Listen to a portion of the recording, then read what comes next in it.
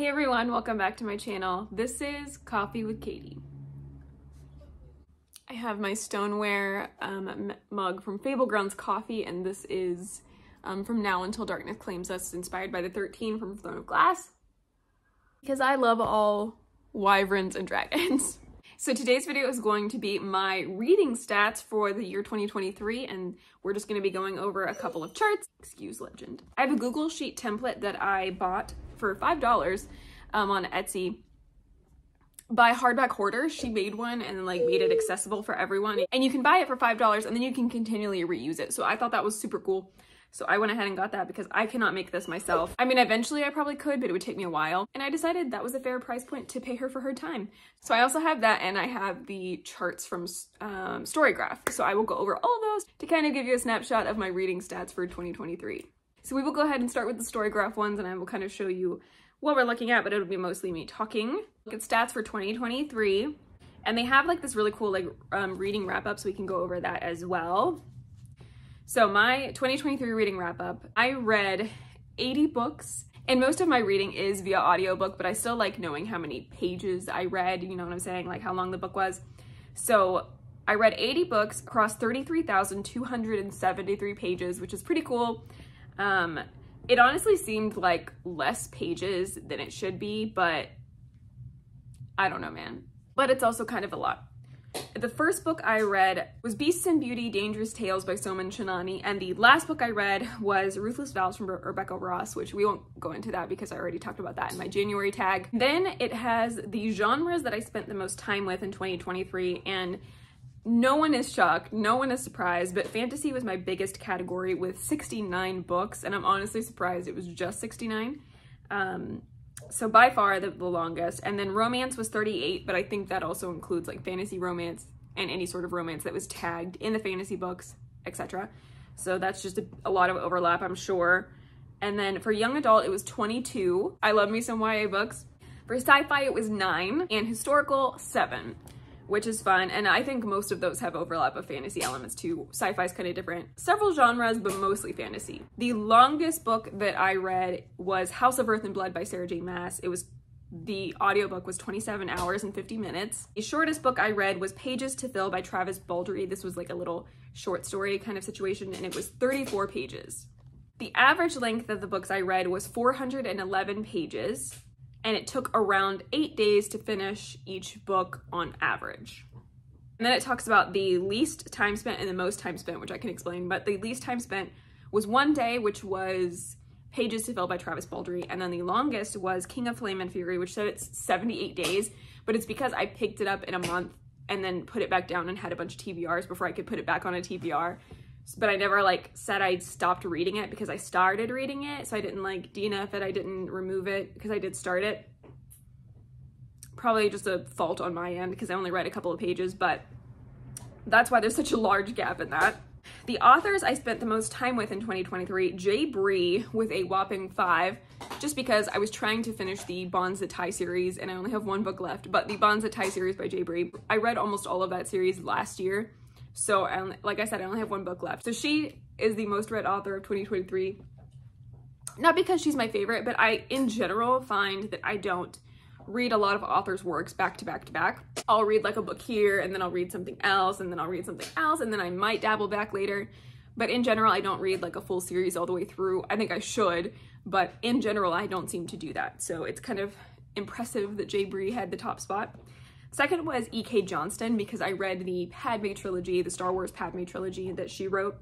So I'm happy that she's on here. And Soman Shinani is on here with 2, which I think is strange because I think there was a lot of authors that I read 2 of, but he made it because of School for Good and Evil 2 and Beasts and Beauty. And last year, my average rating was 3.7 stars, which is good. It's okay, but that's not really what I want, you know? I don't want to read a bunch of 2 stars, 3 stars, and my average come out to that. I would much rather my average be 4 stars, 5 stars. 5 stars would probably be impossible, but I would much rather my average be higher, but it's not bad. My 5-star reads for 2023, I've kind of gone over all of those already, but I could put a little screenshot here because we've talked about that in my end of the year tag. And kind of the way my 2023 ratings broke is broken down. I didn't give anything a 1 star. I probably should have, but I gave 5 books a 2 star, 2 books 2.5 stars,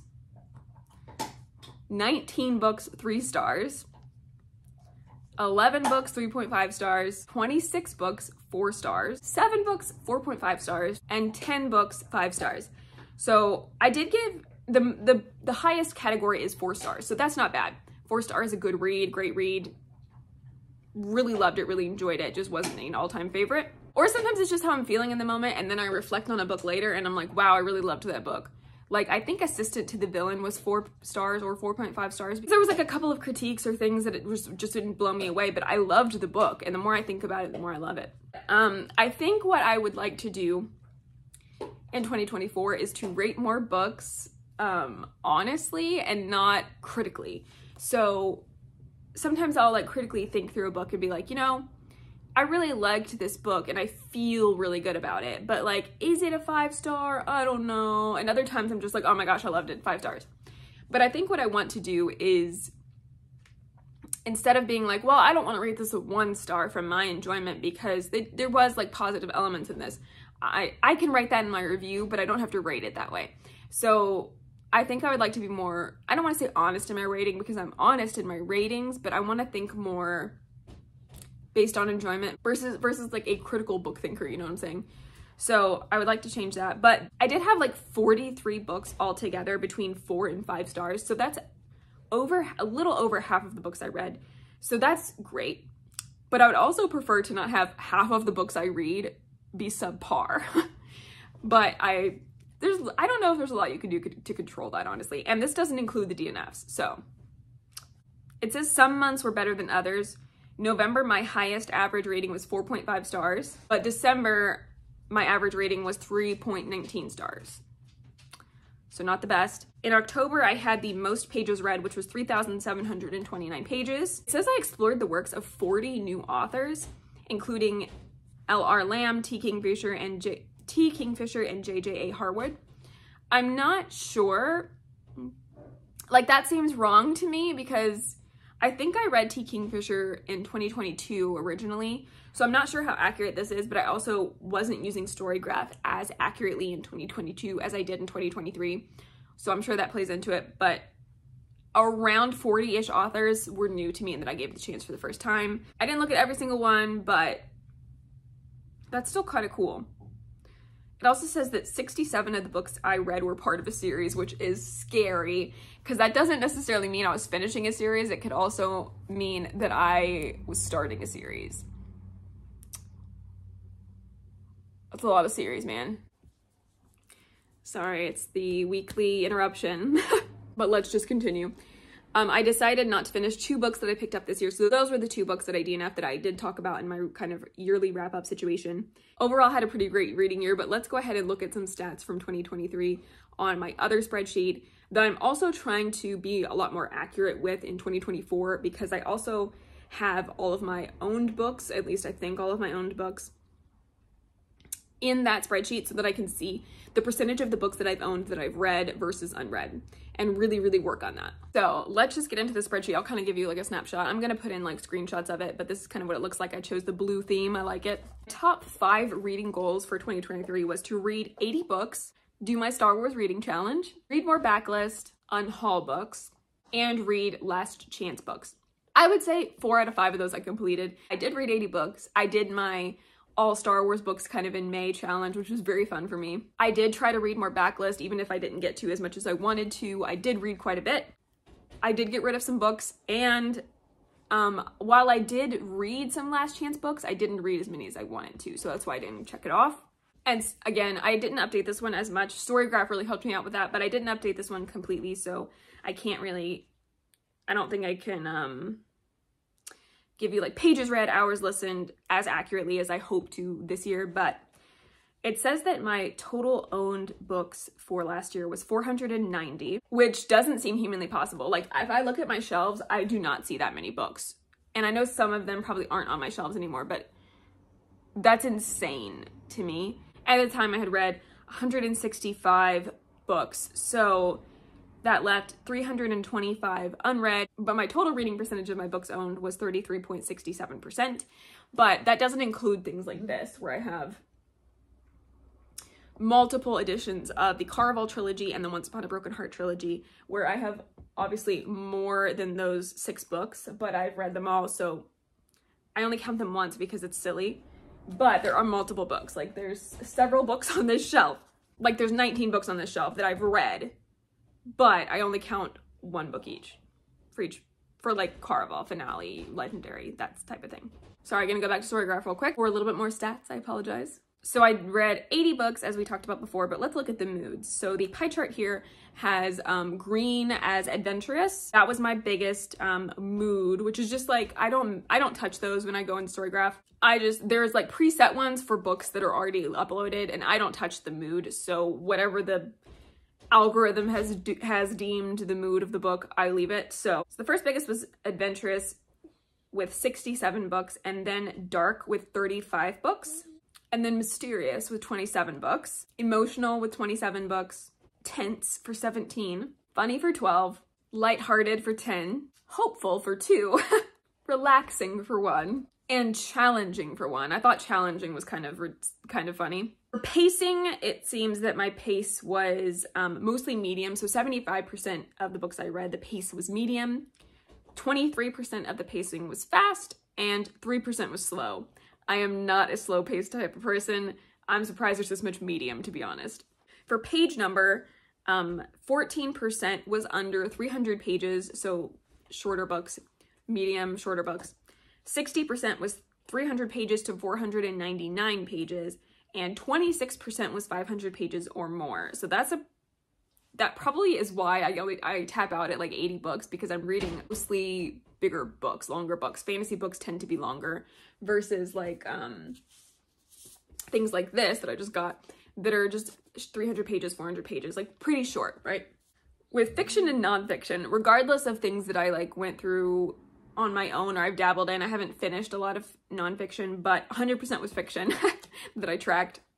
After we talked about like my top genres, the other genres that I did read in 2023 were thriller, contemporary, middle grade, LGBTQIA+, which again is kind of like a subgenre, short stories, dystopian, and mystery. And I will put the charts on the screen so you can kind of see what it looks like. According to the stats for format of the books I read, 88% was audiobooks, 10% was print, and 3% was digital, which actually very shocked me. I know that I did read one digital book, or like started a digital book, but I expected 90%, if not more than 90%, to be audio. So I did read some print, look at me go, but I always expect audio to be the biggest, because if not just 100% audio, because I read so much via audio. And I'm also going to put most read authors on here because, like I said, it gave me so much Nani, but there are multiple other authors that I read 2 books of in 2023, so I will put that on the screen.